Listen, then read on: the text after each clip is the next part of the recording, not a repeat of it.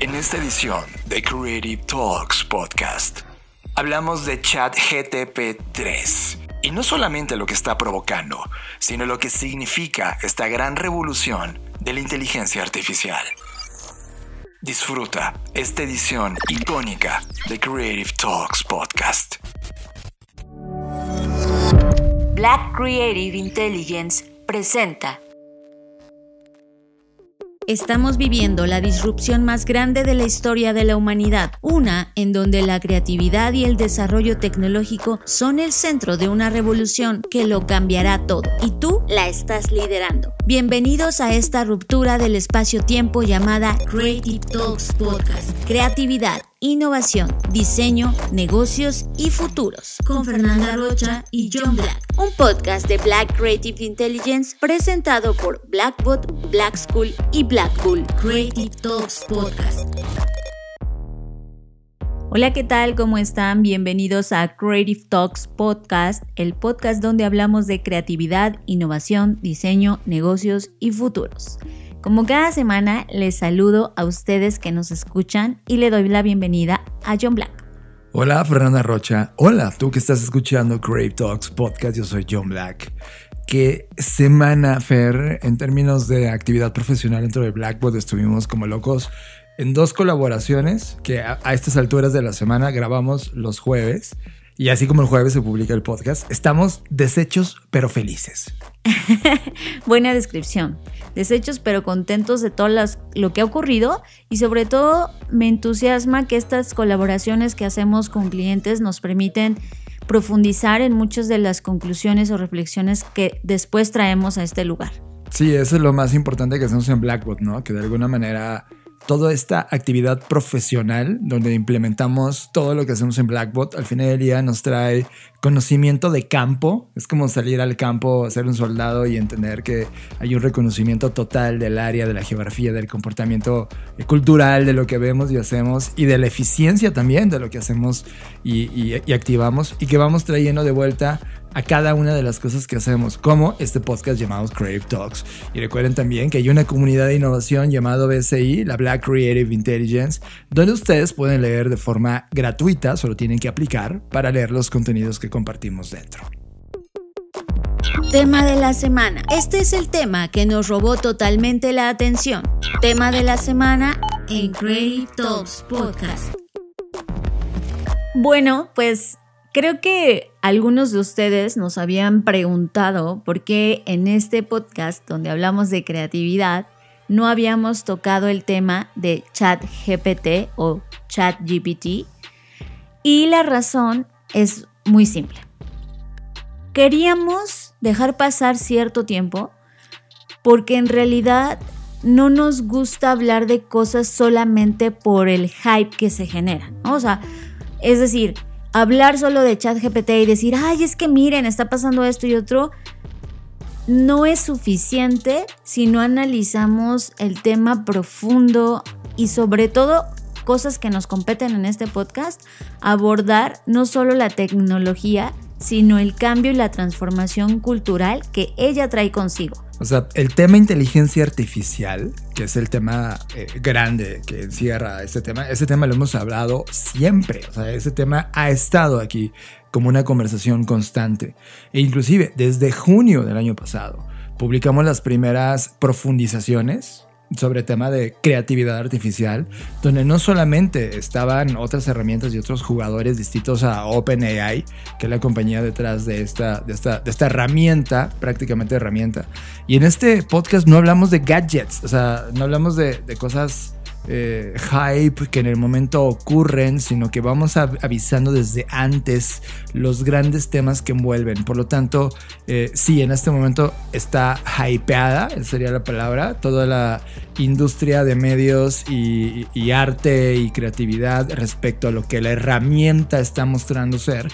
Pero Fer, de llegada, la herramienta está en una fase larvaria. O sea, esto que estábamos viendo y que nos sorprende está en una base mínima viable. Sí, de hecho de eso es de lo que vamos a hablar, pero vamos a empezar por partes, ¿no? Porque seguramente hay personas que nos escuchan y dicen, la verdad yo no he escuchado sobre ChatGPT, y también se vale, porque también entendemos que vivimos en un mundo dividido, ¿no? Están las personas que están gran parte de su tiempo en el mundo digital y están otras personas que cada vez se intentan alejar más y que también se vale. Si esa es tu primera vez, bienvenido, estás en el podcast correcto. No sé si en el correcto, pero en el que seguro algo te va a llamar la atención. Y en este caso, vamos a comenzar describiendo qué es ChatGPT, ¿vale?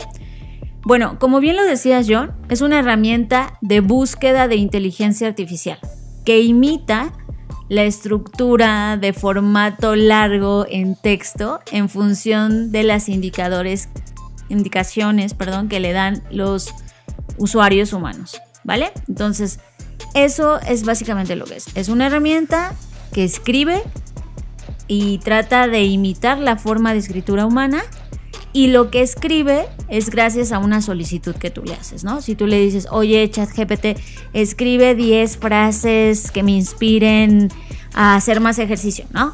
Sí, y ya es como, oye, chat, el libro tal, dame 10 ideas base del libro, y el chat te las pone, ¿no? Ajá. Y cualquier cosa, hazme un menú vegano, todo lo que sea escrito lo puede hacer. Hazme el guión de Creative Talks, ¿no? De hecho, no sabemos quién escribió este guión.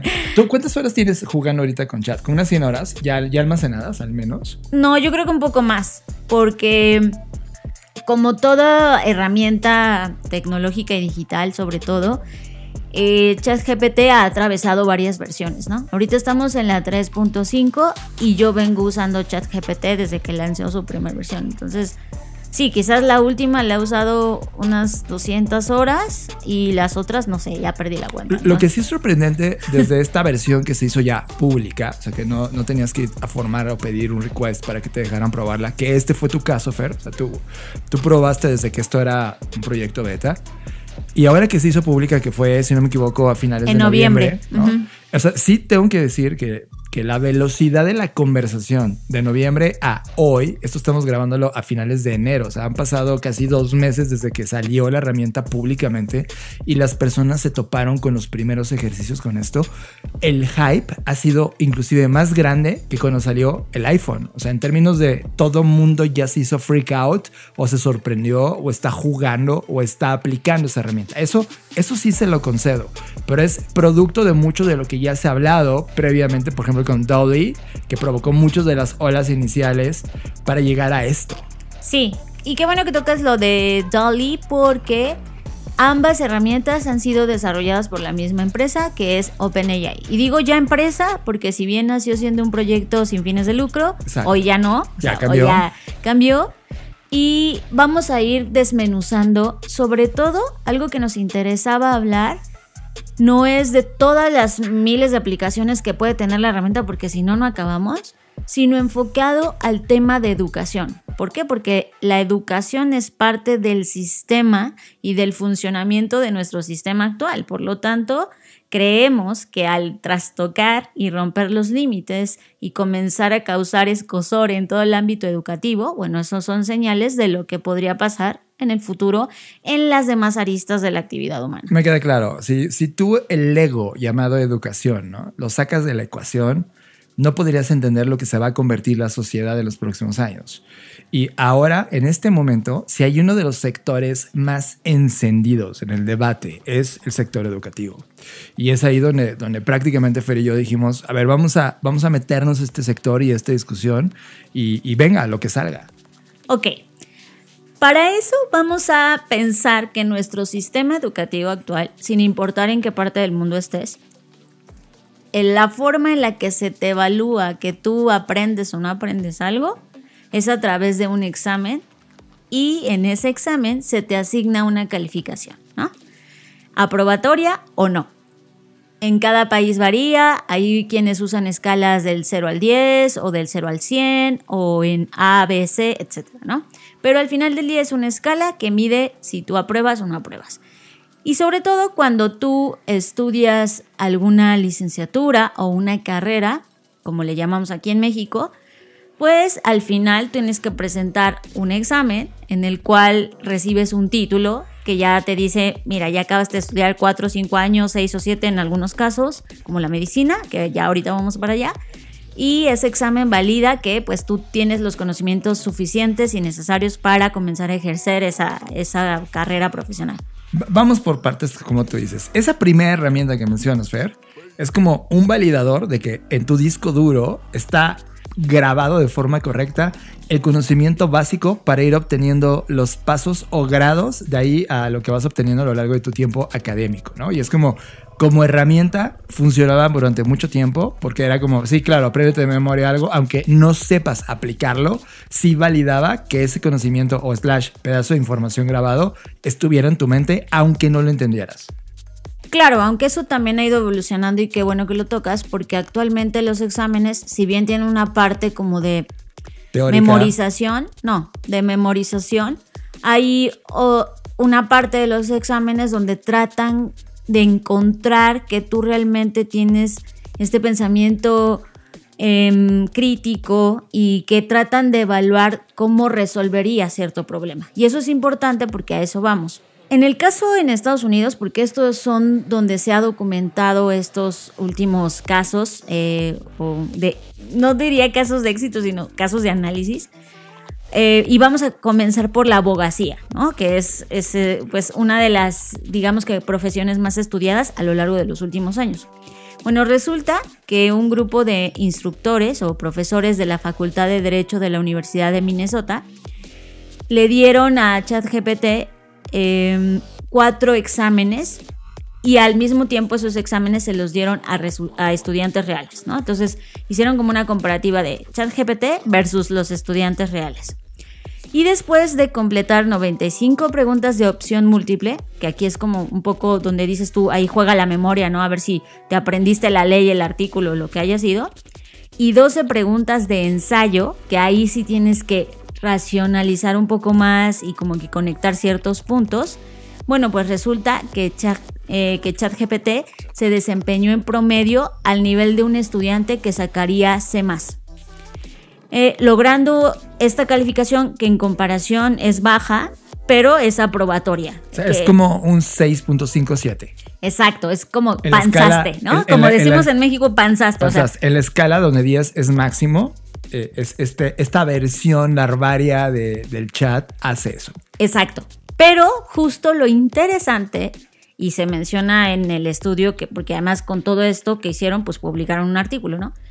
Y lo interesante de esto es que las personas, o sea, los estudiantes, para presentar este examen, necesitan más o menos unos 7 años de estudios superiores y de formación específica en ciertos puntos para tener una media, porque esa es la media actual, del 68% de las preguntas correctas.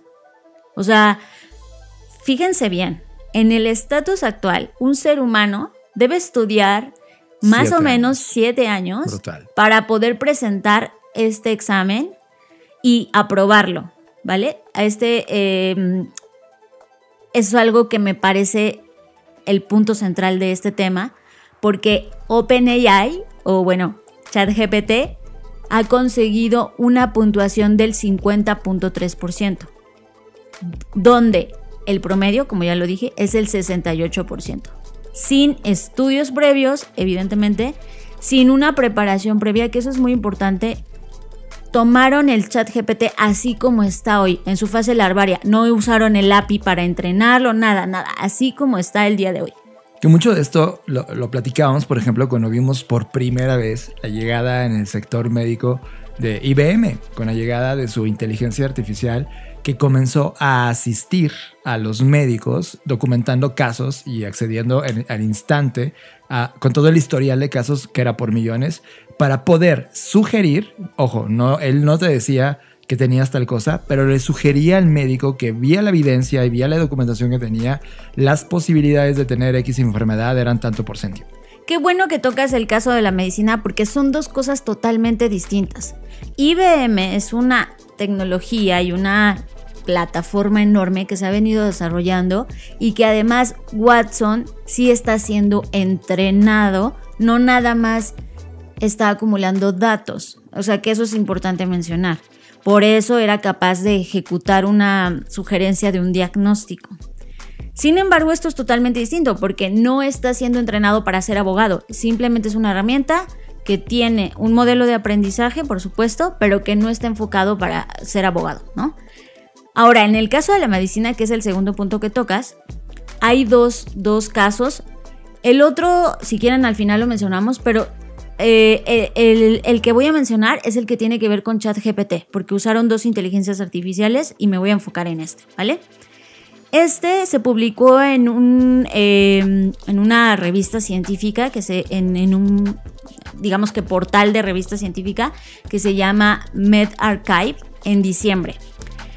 Y lo que hicieron acá es que trataban de investigar el verdadero desempeño de ChatGPT en el USMLE. ¿Qué es eso? El examen de licencia médica de los Estados Unidos. O sea, es un examen con el cual te otorgan o no la licencia médica. O sea, chequen el nivel de importancia. Sí, o sea, no lo pruebas, no puedes ser médico. Exacto, o sea, no hay forma. Entonces, de nueva cuenta, sin ningún tipo de entrenamiento especial ni nada, le dieron los exámenes a ChatGPT y las personas que estuvieron involucradas en este estudio y por supuesto en el artículo pertenecen al Ansible Health en Mountain View, California, y lo que descubrieron les asombró. O sea, fue como, aquí está pasando algo grande, ¿no?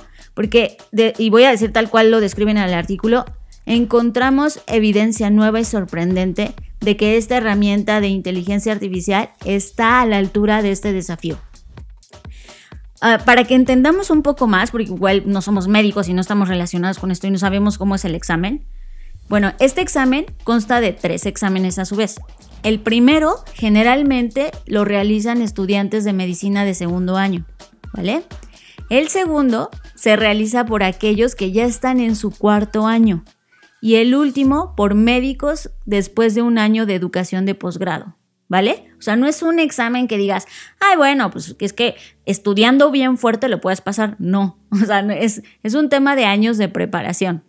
El highlight de todos estos minutos es esta herramienta, y repito, herramienta, en su versión actual, y su versión actual es larvaria, está al nivel de resolución, de conocimiento, de lo que un humano en una curva de muchísimos años de aprendizaje tiene el día de hoy para ejercer una de las profesiones más exigentes y delicadas de la historia de la humanidad, que es la medicina. Exacto. Ahora, estas ya les dije, son 3 exámenes, ¿no? Las 2 primeras pruebas de las que les hablé que pertenecen a este examen requieren más de un año de preparación dedicada, o sea, dedicada. Hasta es un año metiéndote ahí todas las cosas que van a venir en el examen. Las 2 primeras pruebas toman cada una un día. O sea, es un examen que dura un día. Estás ahí sentado todo un día resolviendo esto. Y la última toma 2 días. O sea, no solo es el antes, que requiere un montón de preparación dedicada, sino cuánto te tardas tú, un ser humano, en responder el examen. Claro. ¿No? En total son 4 días, si lo quieres ver así, porque los primeros 2 son un día cada uno y el último 2 días, ¿vale? Bueno, pues los investigadores le dieron las preguntas a ChatGPT y obtuvieron las respuestas que iban desde igual preguntas abiertas hasta opciones múltiples. Y lo que aquí me gustó mucho de este estudio es que, pues obviamente hay un ser humano que califica estas pruebas, ¿no? Y pues quien calificó se dio cuenta de que sí, efectivamente, ChatGPT se desempeñó con una precisión mayor al 50% en todos los exámenes e incluso logró un 60% en lo que respectaba en los temas de análisis que vienen dentro de estos exámenes. Ahora, si bien el nivel promedio de aprobación de este examen varía de un año a otro, o sea, depende de las generaciones, los autores dijeron que la aprobación es aproximadamente del 60% la mayoría de los años. Y ChatGPT se desempeñó en o cerca de este umbral de aprobación de los 3 exámenes sin ningún entrenamiento o refuerzo especializado. Ya sé que esta conversación iba hacia la parte educativa, pero vamos a explorar ahí un poco más profundo. Imagínate que en este momento, Fer, tú eres médico.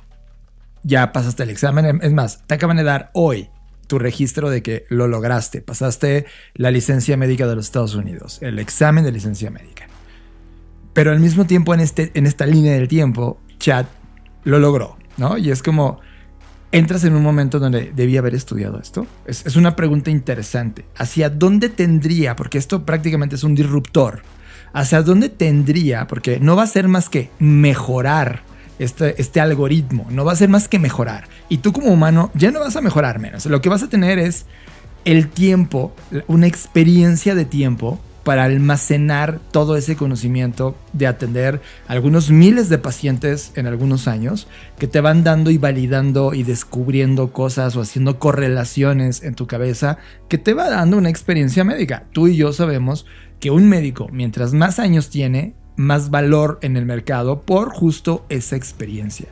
Pero hoy, esa experiencia en su velocidad ya no es competitiva con lo que vaya a lograr este algoritmo.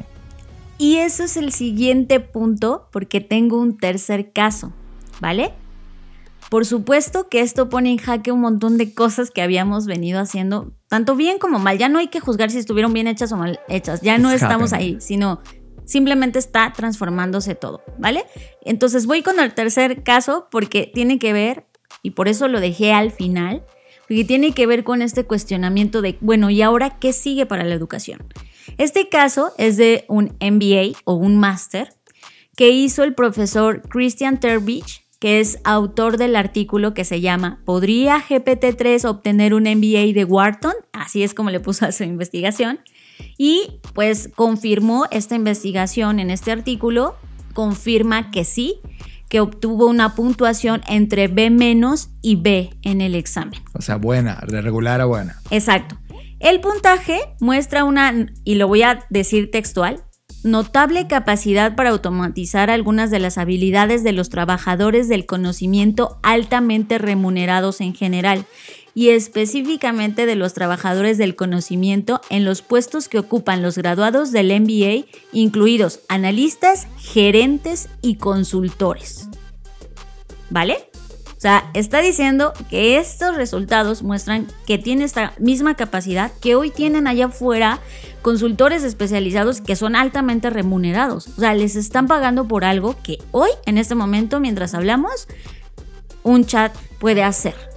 Ahora, por ejemplo, esta habilidad, y nos volvió locos, la aplicamos nosotros en vivo hace 2 días. Espera, no te vayas para allá. Okay, ahorita bien. Si quieres lo ahorita decimos. les cuento. Guarden este highlight. Sí, también dijo, es que esto me parece, les estoy diciendo tal cual porque obviamente yo me leí los tres artículos científicos para poder hacer esto y algo que escribió porque lo subrayé es que las explicaciones de ChatGPT eran excelentes. O sea, no buenas, sino excelentes. Porque a diferencia de los otros 2 exámenes, este es mucho de estudios de caso, de análisis, ¿no? No trae tantas preguntas de cálculos matemáticos, de opción múltiple, sino más de interpretación. Entonces dice, si bien los resultados de ChatGPT-3 fueron impresionantes, también señaló que a veces cometía errores. O sea, tampoco dijo, ay, es perfecto. Pero sí dijo que las respuestas le habían impresionado, ¿no? En donde más falló es donde tenía que hacer algunos cálculos que para él, como profesor, son de nivel de matemáticas de 6º grado y que ahí es donde más fallaba. Pero aún así dijo que su desempeño tenía implicaciones importantes para la educación de las escuelas de negocios, incluida la necesidad de políticas de examen, diseño del plan de estudios centrado en la colaboración entre humanos y inteligencia artificial. Bingo, lo que tanto hemos estado empujando nosotros. A eso voy. Oportunidades para simular procesos de toma de decisiones del mundo real, la necesidad de enseñar problemas creativos, resolución de problemas, mejora de la productividad docente y más. O sea, al final del día, por eso dejé este caso hasta el final, porque a diferencia de los otros 2, donde obviamente los científicos en la parte de conclusiones dicen, oigan, esto está pasando, esto está cambiando, estos son los resultados que obtuvimos nosotros, acá el profesor Christian Terbich hace un poco más y pone en la mesa una pregunta y una discusión totalmente válida que a mí es la que me interesa, de decir, oigan, si esto está pasando, no hay que prohibir. Porque, ojo, todos estos artículos surgieron después de que en Estados Unidos una serie de escuelas... Como la New York University, por ejemplo. Prohibieron, así de tajo, el uso en esas instalaciones o en esas escuelas, el uso de ChatGPT. Entonces, o cualquier herramienta de inteligencia artificial, tanto a los profesores como a los alumnos. Y la única excusa, Fer, era por el cheating, como la trampa, según ellos lo hablan, que estaban teniendo sus alumnos para poder crear ensayos, artículos, reportes, que se suponía eran tareas creadas por humanos, pero que ahora estaban siendo fabricadas mediante inteligencia artificial. Exacto. Y no solo fue Nueva York, fueron escuelas públicas en Seattle, fueron en el Distrito Escolar Unificado de Los Ángeles, fueron en la estación de noticias a la estación de noticias de Washington le informaron que las escuelas públicas del condado de Fairfax en Virginia también los prohibió. Luego Fox Business descubrió que las escuelas públicas en el condado de Montgomery, de Alabama, también. O sea, hubo un montón de... Un efecto dominó de prohibición. ¿Sabes aquí o sea, esta analogía, ya sé que es demasiado viejo y para ustedes va a ser como, qué abuelo está esto.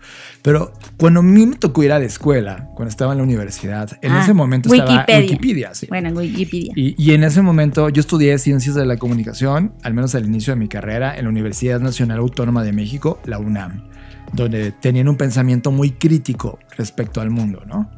Y el momento de utilizar Wikipedia como referencia, no sustituto, Fer, o sea, ni siquiera en ese momento Wikipedia no te hacía los textos, era como con la información basada en esto que estaba ocurriendo en Wikipedia, porque había una comunidad de creadores que estaban utilizando su inteligencia colectiva para subir todo el movimiento enciclopedista a la red, ¿no? Lo cual era un movimiento revolucionario. A mí se me prohibió presentar, y de hecho obtuve calificaciones reprobatorias, por citar a datos o documentos que estaban en la Wikipedia, ¿no? Y la verdad, yo terminé desistiendo de esa universidad, mandando al carajo a todos ellos por tener una mínima cultura digital. Hoy, o sea, ese momento Wikipedia, ese Wikipedia problem es nada comparado con el entendimiento que requieren los académicos, los diseñadores de academia, los dueños de escuelas, los institutos, para entender cómo vamos a colaborar con estas herramientas y darle un upgrade completo al sistema educativo. Sí, y por eso les voy a decir textual lo que al final dice este profesor, Tervish. Dice, creo que la tecnología puede involucrar a los estudiantes en otras formas, además de que escriban ensayos de 5 páginas.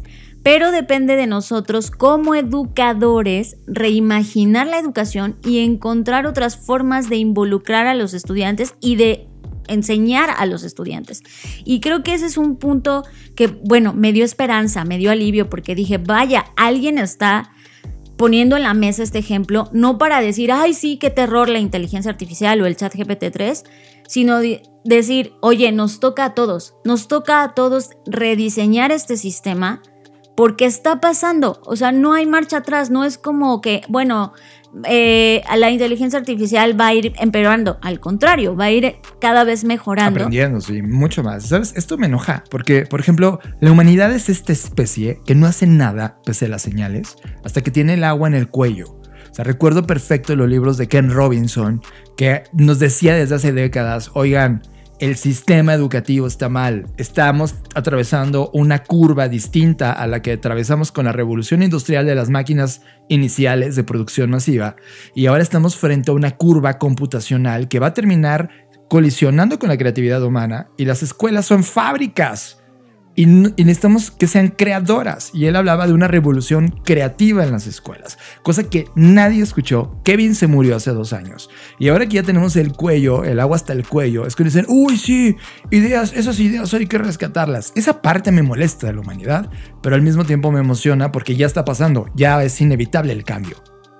Y por último, tengo que no es un caso como tal, sino algo que también me dio esperanza, porque es otro profesor que escribió un artículo en el New York Times, un artículo larguísimo también, que se llama No prohíbas ChatGPT en las escuelas, enseña con él. Y pone todo un caso en donde él dice, miren, sí, es verdad, ChatGPT se puede usar para hacer trampa en las tareas, para escribir, o más bien que escriban en nombre tuyo como estudiante y que no hayas escrito nada, ¿no? Hacer trampa con lo que seas del cheating, sí, es verdad. dice, pero su potencial como herramienta educativa supera sus riesgos. Y explica, obviamente no les voy a contar acá todo porque es larguísimo, pero explica cómo él en el salón de clase comenzó a usar ChatGPT con sus estudiantes y se dio cuenta de que al final del día era una herramienta que no solamente servía para hacerle preguntas, sino también para comenzar a desarrollar en los estudiantes pensamiento crítico y de que se dieran cuenta, que algo me parece brutal, que si hacían mejores preguntas, mejor planteadas, mejor estructuradas, iban a obtener mejores respuestas, que eso me lleva a otro punto de lo que yo he estado viendo en la conversación en general, ¿no? He visto, por ejemplo, en mi LinkedIn, ahora que estoy mucho ahí, algunas personas incluso haciendo bromas de, ay, le pregunté a la inteligencia artificial o a ChatGPT esto y me contestó tal, y ambas cosas eran una tontería, ¿no? Yo, claro, porque si tú le preguntas tonterías, esto es input, output, ¿no? Si tu pregunta es tonta, pues la respuesta va a ser tonta, porque al final del día ChatGPT no, al menos no ahora, no te va a decir esa pregunta es mala o buena, simplemente es, ok, me preguntas una cosa, yo te respondo esto. Entonces, lo que decía este profesor es que ChatGPT puede ser el mejor amigo de un maestro, porque te puede ayudar a un montón de cosas, a eficientar otras, a ejemplificar otras que a lo mejor tú no podrías porque no eres un robot, ¿no? Y que puedes procesar de manera distinta. Y eso creo que es lo importante, porque al final del día, pues bienvenidos, si no ya después de 60 años no lo habían entendido, pues bienvenidos a la era de la inteligencia artificial, ¿no? Es que la actitud humana, Fer, la actitud humana, no hablo solo de la parte educativa, la actitud humana no importa a qué te dediques. La actitud humana hoy ha sido pasiva. Y es como, a mí me enseñaron de A, B, C y se acabó. Yo lo que hago, lo hago como robot, lo ejecuto y me pagan por eso. Hoy se te está pidiendo romper A, B, C. Hoy se te está pidiendo conectar D, G, J, K, Z, K y Z de nuevo. Que eso es lo importante, porque a mí me parece tonto, porque además pensemos que estos estudiantes, ¿en qué mundo van a crecer? En un mundo lleno de inteligencias artificiales generativas. Por lo tanto, prohibirlo es una tontería. O sea, es tan tonto como decir, vas a ser abogado y te prohíbo que leas la ley. Es como, pero a eso me voy a dedicar. Pues sí, pero está prohibido, ¿no? Es así de absurdo. Sí, porque la ley viejita así de estúpido es. Es estúpido, por eso estoy enojado. Por eso te decía que lo de Ken Robinson me enoja muchísimo. Por lo tanto, desde mi perspectiva, y coincido con estos últimos dos profesores, se necesitan conocer estas herramientas, necesitamos conocer sus fortalezas, sus debilidades, sus características, sus puntos ciegos, para poder trabajar junto con ellas y poder ser no solamente buenos estudiantes, buenos ciudadanos también, porque parte de esta inactividad o pasividad de la que hablas es la de, ay, pues ya, que pase lo que tenga que pasar, o que sea lo que tenga que ser, o que sea lo que Dios quiera. Es como, güey, no, es algo que nosotros nos tenemos que comprometer y que tenemos que involucrarnos cada vez más. Porque si no te importa por ti, porque hay mucha gente que, y lo cito textual, que yo he escuchado decir, ay, pues yo ya voy de salida, a mí ya no me va a tocar verlo. Pues sí, pero a tus hijos, a la gente que sigue, sí le va a tocar. Y además, recordemos todo el tiempo que vivimos en este sistema en donde todo está interconectado y no puedes decir, bueno, pues a mí no me va a afectar. Siempre te va a afectar, de alguna manera u otra. Bueno, y quiero pasar al siguiente punto de qué opina de todo esto el CEO actual de OpenAI, que es Sam Altman. Hace 2 semanas o hace una semana, ya no recuerdo bien. Creo que fue hace 2. Dio una conferencia en donde lo entrevistaron respecto a, oye, ¿qué está pasando? Porque ¿qué opinas de todo esto furor que se está provocando? ¿Qué opinas de que las escuelas lo estén prohibiendo? ¿Tú querías que esta herramienta fuera para hacer trampa? ¿Tú crees que vas a...? ¿No? Un montón de preguntas. Claro. Y obviamente no voy acá tampoco a poner como todos los puntos, pero sí los más importantes o los que desde mi perspectiva fueron los más interesantes de esta conversación. Algo que me pareció sumamente importante es que dijo que ellos, a diferencia de los otros desarrolladores tecnológicos, y yo creo que ahí le aventó un poco a Meta, no tienen el lema o el esquema de romper las cosas para avanzar rápido, ¿no? Que son como break the rules o break the things. Lo que tanto ¿no? decía Zuckerberg al inicio de su... Por eso digo que se la aventó un poquito a él. Porque le preguntaron de esta imagen que se popularizó en Twitter, donde había un puntito chiquito y era ChatGPT actual, y luego un círculo enorme que decía ChatGPT 4, ¿no? Y él dijo, bullshit. nada de eso va a pasar. Y dijo, no es que no va a pasar porque no pueda pasar. No va a pasar porque a partir de ahora, después de esta primera experiencia que tuvimos, vamos a frenar y desacelerar el avance. ¿Por qué? Y eso me pareció brutal.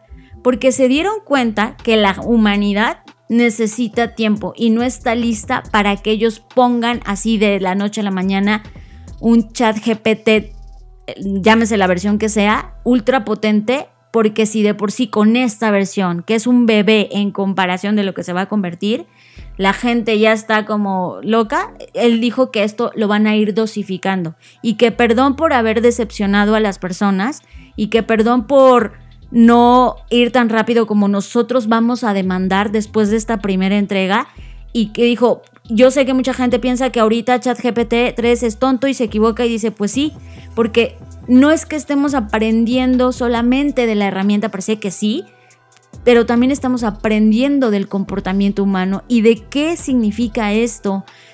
Y queremos que los políticos, que los educadores, y aquí otra vez la educación, que las personas, las instituciones se den cuenta de que si esto apenas empieza y este es el potencial, pues que tenemos que comenzar a trabajar en el segundo punto que mencionó, y es en el sistema de gobernanza de todo esto. Para mí esto me parece un mensaje de relaciones públicas total y una mentira disfrazada de verdad. La verdad es que sí.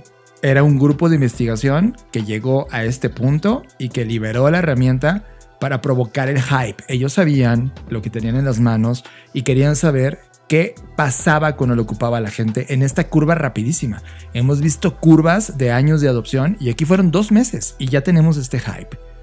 Si ellos realmente hubieran detenido este tema, no hubieran recibido un solo peso de Microsoft. Más bien, entraron al modelo de software que Microsoft les está proponiendo para derrotar a Google, su gran competidor en términos de búsqueda. Bienvenido de vuelta a Bing, o como se llame su buscador actual. Van a empezar a sacar estas actualizaciones a la velocidad del modelo de negocio que Microsoft vaya a poner ese ritmo. Entonces, por un lado es como, uy, no, en pos de la humanidad no vamos a darles este juguetote que ya estamos desarrollando. No, espera. Lo van a empaquetar y lo van a poner en versiones para el modelo de negocio de Microsoft. Lo que sí me queda claro es que no son éticos. O sea, la herramienta inicial como compañía de investigación, increíble, muy bien, llegó Elon Musk, me metió dinero, se salió, pero sigue siendo alguien detrás moviendo el modelo de negocio, se vuelve una compañía para poder recibir inversiones y te dicen, no vamos a liberar, es bullshit. Si no tuvieran humanos validando en granjas de humanos validando información. Que a eso voy, o sea, yo no creo que sea mentira el tema de que lo van a desacelerar. Eso es real. Yo sí creo que eso es verdad, porque sí entiendo que tampoco como empresa les conviene meterse en demasiados problemas que no puedan solventar, sobre todo geopolíticamente hablando, ¿no? Ya se metieron al juego de los grandes a competir ahí, ¿no? Por eso te digo que eso es puras relaciones públicas, ¿eh? No lo sé, pero lo que sí creo y lo que sí me da esta impresión es de que ya les entró como un poco el miedo de decir, no, pues sí pensábamos el siguiente release hacer un gran avance, pero de repente te das cuenta que nadie estamos listos. Y lo que él decía es, lo que sí nos gustó de esto que pasó es que mucha gente comenzó a utilizarlo en todos los aspectos. O sea, en el aspecto de la educación, como ya lo vimos, pero también en el aspecto artístico, en el aspecto de los periodistas, en el aspecto... Y le preguntaba quien lo estaba entrevistando, pues qué opinaba de los riesgos y de todo esto, como el lado negativo de toda esta situación, y dijo, es que los seres humanos nos vamos a tener que acostumbrar a vivir con esto. O sea, eso sí lo dijo claro. Me queda claro que es un punto disruptivo del movimiento de inteligencia artificial que está pasando en el mundo. Ya está acá y eso es algo que vamos a tener que aprender a convivir. Ahora, le preguntaron sobre las AGI, que si no estás relacionado con esto es la inteligencia artificial general, que significa que es un agente o una herramienta que es capaz de comprender y aprender cualquier tarea intelectual del ser humano, ¿vale? Es como la superinteligencia, si le queremos llamar así. Entonces dijo, en este momento, porque también había rumores con esta imagen, no tenemos una AGI. Eso es verdad, según él, ¿no? Dijo, en este momento no la tenemos, Pero cuando ya le preguntan, bueno, ¿y qué esperas del futuro? ¿Qué esperas que pase con esta herramienta? Tú como CEO actual, ¿no? Y dijo, yo espero básicamente 4 cosas. En el futuro me gustaría ver un mundo donde la IA está democratizada, es decir, todas las personas pueden tener acceso a ella, donde hay varias AGIs, o sea, no nada más hay una inteligencia artificial general, sino hay muchas en muchas partes del mundo, y eso, según él, puede ayudar a tener diferentes perspectivas y puntos de vista a nivel global, donde se está gobernando y regulando, y que los gobiernos son agentes o entes activos, partícipes y no pasivos de prohibición y solamente eso, sino que realmente se sentaron a explorar, a investigar y a utilizar y a demandar esto. O sea, eso es lo que él espera. Y lo más importante, que aquí viene y se enlaza con todo lo que hemos venido conversando, que es una inteligencia artificial personalizada.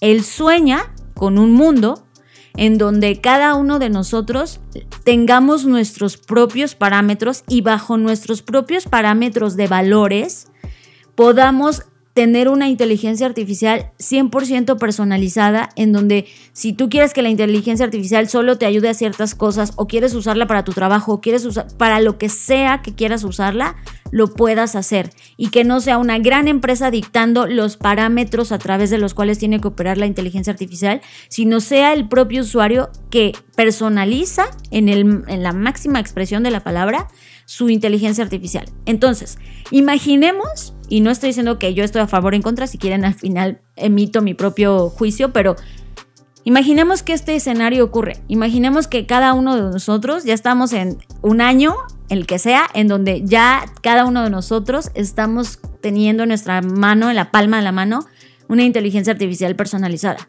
Si esto es un escenario plausible, y lo veo totalmente plausible, significa que entonces prohibirlo en este momento es totalmente absurdo, porque al final, como ya lo dije antes, vamos a crecer y madurar en un mundo en donde esto va a ser posible. Para mí, el tema educativo, que de por sí, como dices, John, ya hemos criticado en este podcast algunos de los males más importantes que tiene la educación actual, pero creo que esto es como un KO, o sea, termina por demoler la poca estructura que queda fija de la educación, en donde esto ya de plano exige, ya no es, esto sí es disruptivo, es lo que quiero decir. Para mí es un tipping point. O sea, esto que venimos viviendo en estos 2 meses encapsulan 40 años de desarrollo tecnológico detrás de la inteligencia artificial en un producto que fue asequible para un ser humano.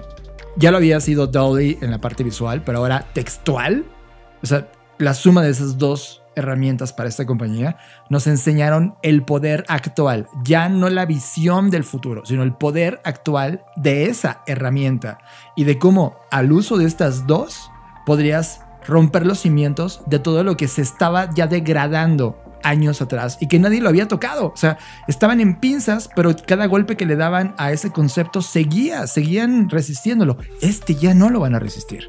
Claro, y cuando le preguntaron de, oye, pero mientras tanto, mientras ese futuro llega, ustedes como ChatGPT o como OpenAI, ¿qué van a hacer para ayudar a los profesores y todo esto que se están quejando? Y él dijo, también estamos trabajando para que haya una inteligencia artificial que pueda analizar a la inteligencia artificial, ¿no? Es decir, una inteligencia que pueda ayudar a robustecer, porque hay algo muy chistoso. Los plagiadores, los detectores de plagio que hoy existen, que son estas herramientas también digitales que permiten, tú le subes el texto y compruebas si está plagiado. Bueno, pues esos, hoy no tiene ninguno de ellos, ni Grammarly, ni los más famosos, ni poderosos, tiene la capacidad de poder analizar si un texto está plagiado por inteligencia artificial. Entonces, él dijo, nosotros le vamos a ayudar a esas compañías de detección de plagio, les vamos a dar casi que un upgrade porque ellos no lo van a poder hacer solos y nosotros les vamos a brindar esas herramientas. Pero el problema no lo resuelve un plagiador de texto. No. El problema lo resuelve la cultura con la cual fue creada esa idea de crear ese texto para validarte que tienes el conocimiento de algo. O sea, eso lo cambia todo. O sea, tu habilidad ahora va a ser distinta. Lo hemos jugado en Black School. Ahora sí, si quieres, podemos hablar sobre el ejemplo que mostramos con uno de nuestros clientes, ¿no? Claro, voy a poner dos antes de llegar a ese. Black School, que es la escuela, como ustedes saben, una escuela que abrimos durante la pandemia, es digital. Nosotros no dejamos tarea de redactar estos documentos y estos ensayos. Es bullshit, lo sabíamos. No demostraba nada. Lo que sí es que es un modelo basado en un proyecto real que vas construyendo, resolviendo, madurando y actualizándolo y hasta el final debatiéndolo con nosotros en un proyecto entregable que es totalmente personal, que es aplicado al mundo real y que al final del día te lo llevas y puede mejorar lo que tú has estado haciendo todo este tiempo. Es decir, no es un examen, no es un texto. Lo que tenemos que hacer es quitar todas esas viejas herramientas de comprobación, de conocimiento, para permitirnos entender lo nuevo. Y entonces ahí es donde entran estas herramientas. ¿Cómo me ayuda a simplificar el tiempo? ¿Cómo me ayuda a entender algunos conceptos? ¿Cómo me ayuda a no pasar una semana leyendo un libro y me lo puedo dar en un día? Los conceptos básicos, explicarme cosas que antes me tardaban una línea de tiempo distinto y ahora con el tiempo artificial, que es una de las charlas que dio Fernanda Rocha en el TED, ¿qué significa el tiempo artificial? Ahora puedes usarlo para esto. Segundo caso, la Universidad de Santa Clara, ahora mismo, tiene 32 estudiantes. Prueba, que comenzaron un curso llamado Inteligencia Artificial y Ética. El método habitual de evaluación era escribir un documento final, que era tu tesis y todo este rollo, que hoy ya no lo es. Hoy son ensayos en vivo donde un comité está escuchando las conclusiones del proyecto y durante 10 minutos, ¿te acuerdas de esos 8 minutos de destrucción que es un modelo que creamos, Fer? Durante 10 minutos ellos se exponen a ese contenido y luego a la conversación que tienen especialistas en ese tema para nutrir el proyecto y darle una calificación de uso de elementos, uso de todo lo que se vio en el curso para la resolución de un problema. Lo cual me encanta porque al final estás hablando de aplicación de un tema que era un tema conceptual a algo práctico que puede insertarse de inmediato en el mundo real y que demuestra el manejo, uso y además creatividad de ese ser humano para aplicarlos en ese caso. Ese ejercicio está pasando ahora mismo, Fer, y eso me gusta porque es justo ese límite que empiezas a empujar hacia adelante. Sí, que claro, ojo, en lo particular y en lo personal yo no estoy diciendo que las habilidades de escritura sean una mierda. O que no sean necesarias. Lo siguen siendo. Pero lo que estamos señalando es que el hecho de que tú escribas un documento no garantiza y no comprueba en realidad que tú aprendiste o no aprendiste algo. Y que las formas en las que eso debería ser validado son las que deben cambiar, ¿no? Porque ya vimos que, pon tú que, bueno, no hay que hacer nada y que todo siga así porque así se ha hecho desde el inicio de los tiempos. Bueno, pues si no hacemos nada, lo que va a pasar es que ya no va a tener sentido y los estudiantes van a decir, pues si una ChatGPT lo hace mejor, entonces, ¿cuál es mi papel? Porque entonces ahí vienen otras preguntas existenciales. ¿Para qué estoy estudiando esto? ¿Y qué es lo que voy a hacer el resto de mi vida? Sí, o si eso que estoy estudiando realmente lo voy a seguir haciendo porque ya va a llegar a algo que lo hace mejor que yo y entonces tengo yo que jugar o explorar otra área, quizá de la misma zona de ciencia que lleve más allá a los estándares. Que eso lo enlazo con el último ejercicio que se hizo en México sobre las 10 profesiones más arrepentidas, ¿no? Sí. Imagínate si eso está ocurriendo sin inteligencia artificial a este nivel o en el nivel que va a estar. Pues imagínate que tú estés estudiando ahora y que te sigan evaluando como nos han evaluado a todos durante años y que llegue un momento donde tú digas, es que ¿para qué estudié esto si ahora un chat lo hace mejor? O sea, la idea, porque además la educación no te debe preparar para el mañana. O sea, la educación del futuro, y fuera de ser un eslogan, la educación te debe preparar para el futuro. Sí, o sea, la gente que está estudiando hoy, están preparándolos. Imagínate a alguien que entró a la licenciatura hoy, realmente está estudiando para ese 2026 cuando egrese. Exacto. No para el 2022. No. Y eso es algo que no tiene claro. Ni los sistemas que certifican, o sea, los certificadores de educación, no están mirando ese 2026. Ellos están solo certificando el negocio del presente porque es lo que demandan las compañías hoy. Pero ese ser humano ya no puede salir con esa habilidad hoy. Ese es un tema, o sea, eso ya a mí me parece un jaque mate, literal. Si eres rector de universidad, si eres diseñador educativo, si estás dando clases hoy, esto es un jaque mate a la práctica tradicional de enseñar a un ser humano. Y enseñarle qué a ese ser humano. O sea, ya no solamente es la práctica de enseñar, sino el contenido mismo de lo que estás enseñando. Y la práctica de enseñar. Y esto ya no espera mañana, Fer. O sea, ya no es un tema de, lo podemos discutir en la siguiente reunión de 2024 en el Congreso de Educadores. Ya no. Esto se tiene que discutir ya. Se tiene que haber discutido hace 10 años o 20, cuando Ken Robinson nos advirtió de, oigan, viene esto, nadie hizo caso, ya está aquí y esa es una oportunidad. Eso me lleva a lo que vivimos esta semana, Fer. No voy a decir en nombre de la compañía por temas de implicación de violación de derechos que no podemos romper, pero es una de las compañías que seguramente tú has estado involucrado desde tu niñez en los desayunos o en cosas que te comías para irte después a la escuela. Y ahora prácticamente en la mesa lo que discutimos fue el futuro del trabajo. ¿Dónde está ese futuro del talento? ¿Qué tipo de nuevos seres humanos van a incorporarse a esa industria? Porque la industria que tienen hoy claramente tiene problemas como todas, en donde sí, evidentemente, la revolución tecnológica, la cultura digital, la postura de la compañía está cambiando y se están preguntando qué sigue.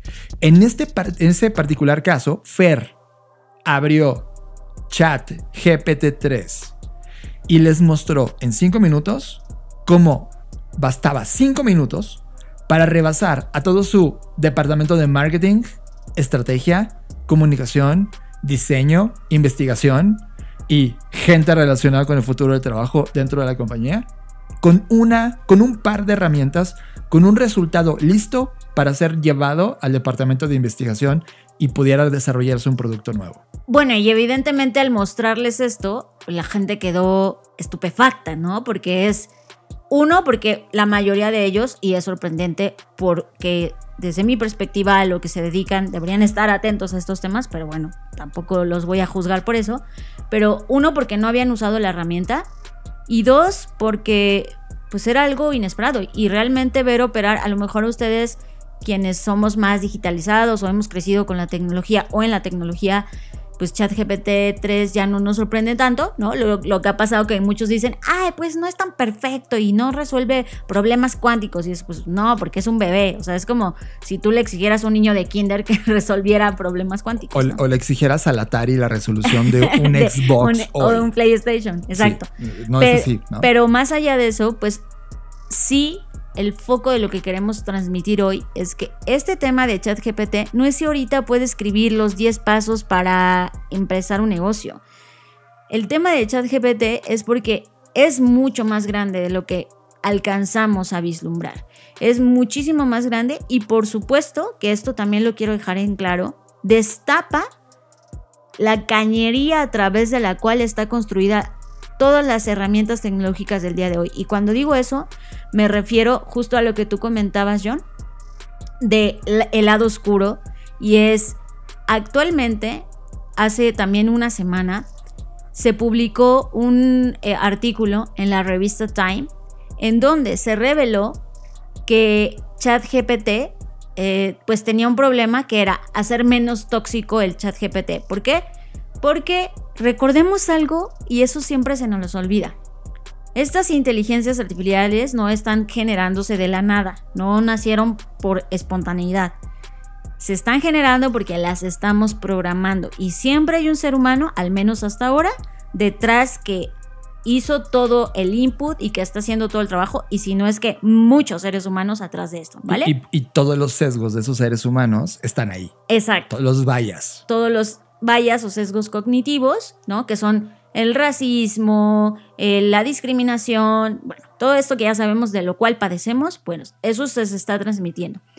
Entonces, ChatGPT pues tenía este problema y lo que hicieron, como todas las compañías, por eso digo, no solo es ChatGPT, todas las compañías lo que hacen es contratar etiquetadores. ¿Qué hace un etiquetador? También por si dices, ¿y eso qué Pues así como hay una persona que le pone etiquetas o precios a las cosas en el súper para que cuando tú vayas sepas cuánto cuesta.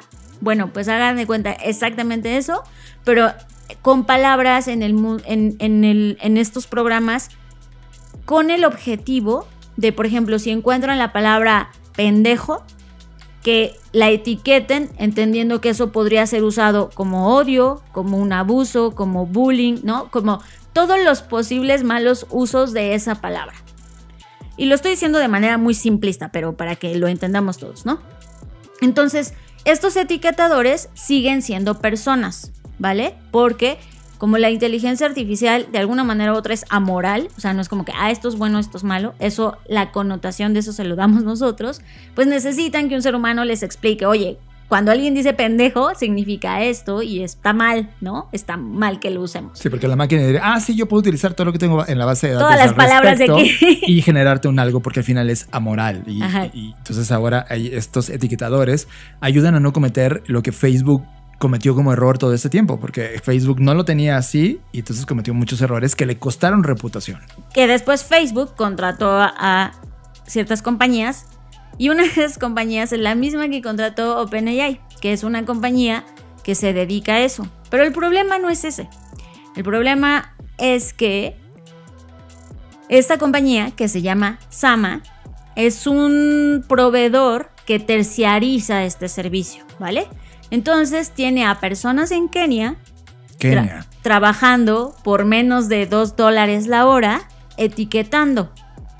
Lo peor del caso es, les paga, o sea, esto es una forma parte de la cadena y estructura de esclavitud moderna, ¿no? Donde que te paguen menos de $1 es, o sea, o entre $1 y $2, o sea, sigue siendo indigno, inhumano y todo lo demás. Pero además, lo peor es que no les están dando a nadie un soporte mental, porque imagínate leer todos los días abuso sexual infantil, asesinato, suicidio, tortura, autolesión y todo lo que tiene que ver con eso, que son las cosas que tienen que clasificar. ¿Cómo llegas, o sea, cómo va un ser humano de eso a su casa? O sea, ¿cómo llegas a tu casa después de haber leído estas historias de terror o estas palabras o estas cosas que son las que están mal, ¿no? ¿Qué es mucho, Fer, de ese momentum Nike de hace 3 décadas? De tener a niños en situación de fábrica, explotación, haciendo tenis. Es el mismo modelo, pero ahora llevado a un tema de explotación digital algorítmico. Lo cual por eso te digo, como el CEO de esta compañía dice, no, vamos a frenar. No, espera, te volviste tan público que ahora todo el mundo nos estamos enterando de todo lo que hay detrás. Y entonces, como un tema empresarial, vas a tener que encapsular todas esas verdades incómodas que estás haciendo como práctica, porque ya te cayó una compañía como Microsoft que te va a colocar miles de millones de dólares y en muchas rondas y te va a meter al knockout directo a competir contra Google y con todas las plataformas que están conectados hoy. Hoy es un ejercicio, el inicio de un ejercicio de una economía que hemos advertido que viene, la economía de plataforma. Y esta, la inteligencia artificial, es la herramienta más importante que viene. Vamos a ver el despertar de Microsoft, vamos a ver lo que Google nos va a enseñar, porque Google va a reaccionar o si no se acabó el buscador de Google y ellos no pueden darse ese lujo. Vamos a ver esa guerra y va a ser brutal, Fer, y va a haber un mundo dividido. Los que sí la entienden y lo saben usar y todos los demás que pensaron que nunca iba a llegar hasta que un día les sustituye esa herramienta. Que para mí ese es el punto ya para ir concluyendo este tema, ¿no? ¿Debemos tener miedo? Porque es lo primero que nos genera. O sea, sé que si tú estás escuchando esto por primera vez y no lo habías pensado desde esta perspectiva, a lo mejor dices, puta, entonces ¿qué voy a hacer? A lo mejor me dedico a hacer copywriting y ¿qué hago? Ahora ya alguien lo va a escribir mejor que yo en menor tiempo, con un costo obviamente mucho menor del que yo puedo cobrar, etcétera. ¿Qué va a pasar? Bueno, no es un tema de caer en esta exageración del miedo y del pánico de no sé qué hacer, ¿no? Al contrario, estamos en un punto, como dijo John, un tipping point o punto de inflexión en el que tienes que comenzar a contemplar cuál es este pivotaje que tienes que hacer en tu carrera profesional. Es decir, si tú te dedicas a algo que es procesable, sí, es verdad, tienes altas probabilidades de que una inteligencia artificial lo reemplace. Sin embargo, ¿dónde está la oportunidad? porque no, como dije, no hay que salir corriendo de aquí y decir, ya no quiero saber nada del mundo. Es, ¿dónde está la oportunidad? Y es que debemos entender una cosa. La creatividad, porque de eso se trata este podcast, siempre ha sido en sí misma un proceso generativo. O sea, hoy hablamos de inteligencias generativas. Bueno, pues es que es natural porque la creatividad siempre ha sido generativa. ¿A qué me refiero? Todas las cosas creativas que hacemos no son originales, están basadas en cosas que hemos aprendido, que nos han pasado y de cómo procesamos y entendemos el mundo. Es decir, generativamente. Todo lo que tú piensas que se te ocurrió solo a ti únicamente no fue así. Fue porque generativamente acumulaste, procesaste, compartiste, entendiste información para llegar a una conclusión. Por lo tanto, la creatividad siempre ha sido generativa. Y es ahí donde está nuestra oportunidad. Porque estos sistemas como ChatGPT, por más que evolucionen, que obviamente no estoy diciendo que no van a evolucionar, pero al final del día no tienen ni idea de lo que están haciendo. A nivel de significado, me refiero. Obtienes el resultado, pero no el significado. Exacto. El significado lo estamos asignando e interpretando nosotros, o al menos así debería de ser. Por lo tanto, ahí es donde está la oportunidad. ChatGPT ni cualquier otro que venga, porque seguro van a venir más, no tiene una forma de salir de los patrones históricos, puesto que está programado con toda esa información histórica. Pero quien sí tiene oportunidad de expandir y romper esos patrones somos nosotros, los seres humanos. Entonces, si lo vemos como un potenciador en donde a lo mejor yo no puedo leer 80 libros a la semana, aunque me gustaría, voy a leer uno, pero los otros 70 le puedo pedir a la inteligencia artificial que los lea por mí y que me haga una síntesis. Y no significa que yo como robotcito me voy a repetir o aprender esos pasos. Significa que eso me va a servir a mí como input para mi propio proceso creativo. Y es ahí donde yo veo el verdadero potencial, en donde es una nueva forma, un espacio abierto de posible creación de significado y de un montón de soluciones que aún no somos capaces de vislumbrar. Por lo tanto, no es momento de aterrarse, es momento de ponerse a trabajar y de entender. Y como yo se los dije a estos clientes que se quedaron ahí estupefactos, o sea, el primer paso de esto es atrévete ahorita, después de que escuches este podcast, ve a openai.com, o no me acuerdo bien cómo se llama la página, chat.openai.com, y empieza a jugar, porque si no lo entiendes, pues menos vas a poder acercarte a este tipo de tecnologías. Este tipo de tipping point, Fer, hace que, por ejemplo, tú y yo, que llevamos casi 30 años en el mundo digital, cuando llega esta herramienta, te vuelves analfabeto una vez más. Y es de, si no has jugado, o sea, si ya sabes de qué va, ya lo leíste todo, viste todos los blogs, escuchaste todos los podcasts del tema, conoces el tema, pero nunca has jugado con él. Llegó el momento, ya no hay manera de esperar, de jugar con esas herramientas. Porque solo en esa suma, justo vamos a crear los movimientos creativos para crear los nuevos empleos. Esto ya no se trata de salvar los empleos que tenemos. Esto se trata de crear lo nuevo que nos va a provocar ser una nueva sociedad y crear nueva productividad y nueva riqueza. De eso va el juego. Si te vas a gastar tu tiempo defendiendo lo que te queda, lo poco que te queda, estás fuera de juego. Ya se acabó, ya no va a haber más. Tenemos que poner nuestro intelecto para lo nuevo. Y esa fue la razón, Fer, por la que creamos esta compañía llamada Blackbot. Esta es la razón por la cual semana a semana tomamos el micrófono y vamos adelantando los temas que nos parecen relevantes que tú tengas en tu radar y hagas algo. ¿Y qué crees? Llegamos al podcast donde te decimos, ya no hay más tiempo. Todo lo que advertíamos hace 200, ¿no? ¿Cuántas ediciones llevamos? 211 creo. Todas esas ediciones donde advertimos el tema de lo que venía, ya llegó aquí, a esta línea del tiempo. Ya pasa, ya está aquí. A partir de ahora, solo es un TikTok de si no estás haciendo algo realmente o entendiéndolo y jugando con él, te va a arrasar como las olas digitales del pasado. Pero esta va a ser definitiva, porque económicamente ya no hay tiempo. Las compañías que se den cuenta que utilizando un algoritmo van a producir más economía y les ahorra a lo que ahora gastaban con un ser humano, ellos no se van a topar el corazón. Lo único que van a hacer los gobiernos es tratar de sustituir económicamente esa generación de economía. nuevos impuestos, ya lo hablaremos después en modelos, que ya hemos estudiado nosotros. Pero esto ya viene, es definitivo. Es un TikTok y va a ser urgente. Así como en las fábricas donde antes se construía artesanalmente con nuestras manos cosas y llegó una máquina a hacer miles de cosas en un día y sustituyó a esa clase obrera, esto está pasándonos nuevamente como humanidad, como ciclo histórico. Y va a ser duro y va a haber muchas discusiones y hay quien va a defender lo que queda. Pero esta es una invitación para diseñar lo que sigue. Y ahí es donde creo que la creatividad humana tiene todo que hacer.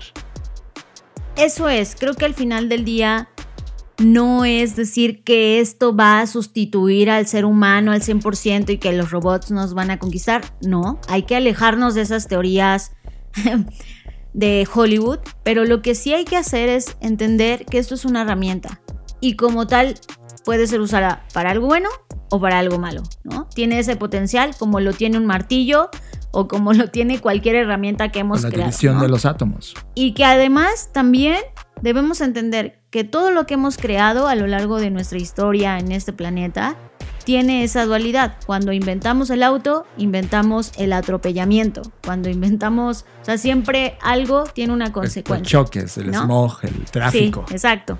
Entonces, no digo que eso sea bueno o malo, simplemente estoy diciendo que esa connotación tienen todos nuestros inventos. Por lo tanto, es momento de que tú tomes una decisión.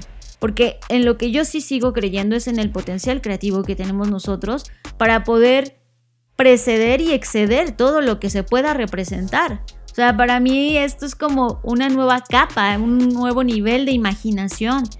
Pero si no lo hacemos, si no lo usamos, si nos decidimos quedar pasmados y sentados y decir, esto no va a pasar y soy un incrédulo y no me importa, sí, obviamente va a ser doloroso y va a tomarte por sorpresa. Ahora, tampoco estamos diciendo que todo mundo ahora nos tenemos que dedicar a programar y a ser creadores de prompts o de... No, al contrario.